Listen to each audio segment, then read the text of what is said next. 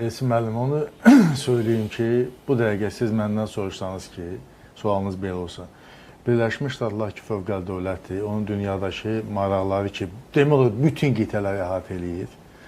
Ümumi maraqlar, Respublikası hakimiyyətdə olsun, demokrat olsun, dəxli yoxdur. Ümumi maraqları var. Dəxli yoxdur. Kim hakimiyyətdədir? Həyati maraqları var. 860-900, bəzən yazıda 1000-ə qədər dünyada hərbi baza və obyekti var. Təkcə Avropada Birləşmiş Ştatların bugün 80 minlik qoşdu, onun sayı 100 min idi. Nə bilim, bir 55 min təkcə Almaniyadadır. Mən başqa şey demək istəyirəm. Yəni, sözümün canı odur ki... Gedəsi deyil. Birləşmiş Ştatların bu regiondakı maraqları təmin edir və hərbi büdcəsini də bu qədər artırır, özü fikirləşində. Gedəsi deyil. Gedəsi deyil. Natiq müəllim onu... Gedəsi deyil. İkincisi də ki, hörmətli hakim müəllim çox yaxşı təhlillər apardı. Mən onun həmişə fikirlərinə diqqətlə, hörmətlə yanaşıram. Ancaq bir həqiqət də var ki, 1991-ci ildə Sovet İttifaqı dağıldıqdan sonra doğrudan da bir mənalı şəkildə bir qütblü dünya formalaşdı. Monopolyar dünya deyirlər buna. Amma bugünkü reallıq odur ki, bayaq elə biz verilişdə də dedik, artıq İspaniya deyir ki, Fransa deyir, İtaliya deyir ki, Birləşmiş Ştatlar o müharibə sənin müharibəndir. Bizim hava məkanından, quru məkanından istifadə etmə sənə icazə vermirik. Sənin öz müharibən, bizim NATO-nun dəxli yoxdur. Və bugünkü reallıqda Britaniya, artıq Britaniya biz onu duruq, mən bayaq bir də ona görə deyirəm, Kuveytə... Ən yaxın müttəfiqi ilə Amerikanın. Böyük fikirlərlə, Böyük Britaniya... 30 neçə dövləti birləşdirib körfəz şey yaradır və Türkiyəsiz. Bəli, koalisiya yaratmadan danışır. Yəni, bu o deməkdir ki, müasir dünyamızda bugün bir sikl var da, bax, tək kütüblü dünya, sonra çox kütüblü dünya. Bunun ardınca nə zamansa iki kütüblü dünya gələcək. Sonra iki kütüblü dünyadan yenidən tək kütüblüyə keçir. Yəni, belə bir, mənim bir məqaləm də var idi. Bir təxminən 300 illik dövrünü təhlil aparmışdım. Deməli, tək kütüblü, çox kütüblü, iki kütüblü, sonra təzədən sikl fırlanır. Yəni, bax, belə bir qanunluğumuz da var. İndi biz gedirik çox kütüblü dünyaya gedirik. Yaxşı, bax, bir məqam mən ona elə belə demədim ki, yaxın şərqdə proseslər bizim hamımıza təsir edəcək. Yəni, region ölkələrinə də təsir edəcək. Artıq, bax, Averçukun o məşhur açıqlaması və biz də onu müzakirə elədik. Bunun havası hələ də gedir və çox ağırla nəticələr verə bilər. Simonyanın çox maraqlı bir açıqlaması olub indicə. Əgər Rusiya qaz və digər məsələlərlə bağlı təzyiq qərarları qəbul edərsə, Ermənistan həm KTMT-dən, həm də AİB-dən çıxacaq. Bu artıq parlament spikeri səviyyəsində söyləndi. Və bu təzyiq də ediləcək seçki qabağı. Axı, Rusiya burada güclənir. Biz İranı dedik, yaxşı. Bəs Rusiyanın güclənməsi, lap tutaq ki, Azərbaycanın Türkiyə ilə varıdır. Mən verilişin əvvəlində də bir ifadə işlətdim ki, dünyanın gələcək necə formalaşması ilə bağlı Trumpın bir fikri var. Bu Trumpın ağlına gələn birbaşa gecə yatdı, səhər dedi deyil. O müxtəlif analitik mərkəzlər, hamısı formalaşdı, onun qarşısına məsələni qoyurlar ki, gələcək dünya pentologiya, beşlikdir. Bu ABŞ-dır, bu Çindir, bu Rusiyadır, bu Yaponiyadır, bu Hindistandır. Artıq bu beşliyi dünyanın fövqəli dövləti deyil. Bizim məsələ mövqeyimiz, biz nəhəng dövlət, fövqəli dövlət deyilik, biz regional gücü. Aydındır. Əgər bunu 5 nəfər bölürsə öz arasında... Bölmə kimi yox, yəni bax, necə BMT təhlükəsizlik şurasının 5 daimi üzvü var, prinsip etibar dünyanın təhlükəsizliğini onlar cavab etdilər də.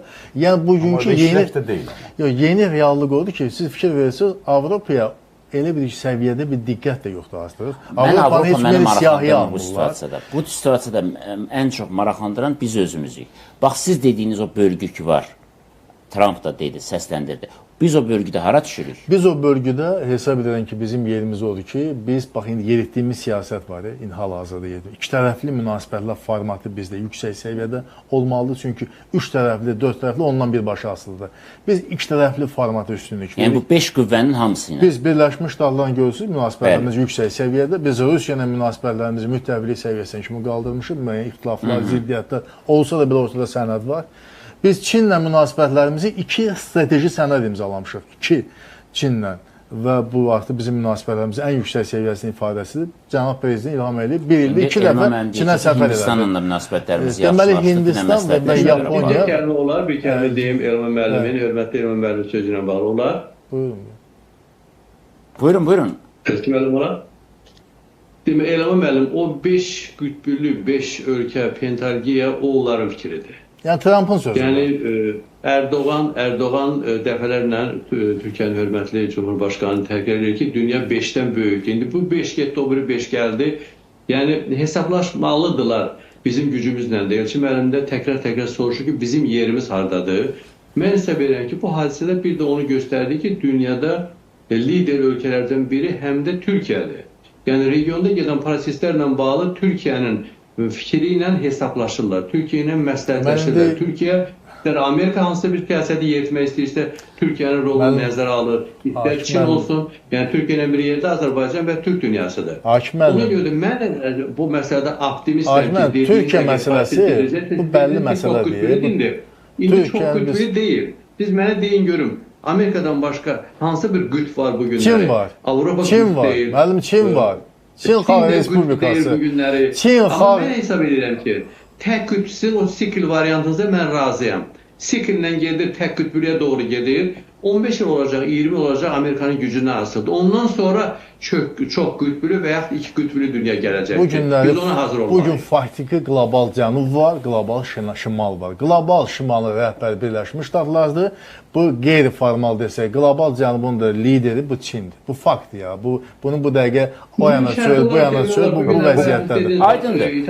Erman müəllimin sözünə qüvvət. Bircə dəqiqə mən orada müəyyən əlaqələr qurmağa çalışır. Olacaq, amma böyük əhəmiyyət kəsb eləmir o təşəbbüslər. Azərbaycan prezidentinin siyasətinin, xarici siyasətinin prioritet istiqaməti ikitərəfli münasibətlər formatı. Özü də dəfələrlə deyir ki, əgər bizim ikitərəfli münasibətlərin yüksək səviyyədə olmasaydı, Bakı dilbisi Ceyhan olmayacaqdı. Bakı dilbisi Ərzurum olmayacaqdı. Ən sağlam münasibət odur. Və İranın özü ilə də bizim həm də cənab prezidentin nə qədər müdrik siyasətdir, ikitərəfli münasibətlərimizin içərisində prioritet istiqamət qonşularla münasibətlərdir. Fikir versən qonşularla, İranla da münasibətlər bizim üçün. Həm də cənab prezident deyir ki, bizim ailəmiz Türk ailəsidir. Bəli, yəni biz Türk ailəsinin Türk dünyasına bir yerdə. Bu öz yerində, amma biz Birləşmiş Ştatlar, Çin və bu günlər Rusiya ilə münasibətlərimiz və eyni zamanda Yaponiya və Hindistanla da gələcəkdə münasibətlərimizi inkişaf etməsi perspektivləri. Dünən gəlmişdi də, məsləhətləşmələr də aparıldı. O ki qaldı Türkiyə ilə bağlı, həmin o indi həmkarlarım da söylədilər ki, imzalanmış bu Şuşa müqaviləsi var, Şuşa sənədi. Onun məsləhətləşmə deyilsə, Hakim müəllim, NATO-nun nizamnaməsinin hamımız 5-ci maddəsindən danışılır, çox populyar. 4-cü maddəni açın, 4-cü maddə məsləhətləşmələrdir. Bu və digər dövlət NATO ölkəsinin maraqlarına ziddiyyət təşkil edib, hücum etməsi birbaşa başlamır. 4-cü maddə məsləhətləşmədir. Bu onsuz da olmalıdır, birdən belə olmur ki.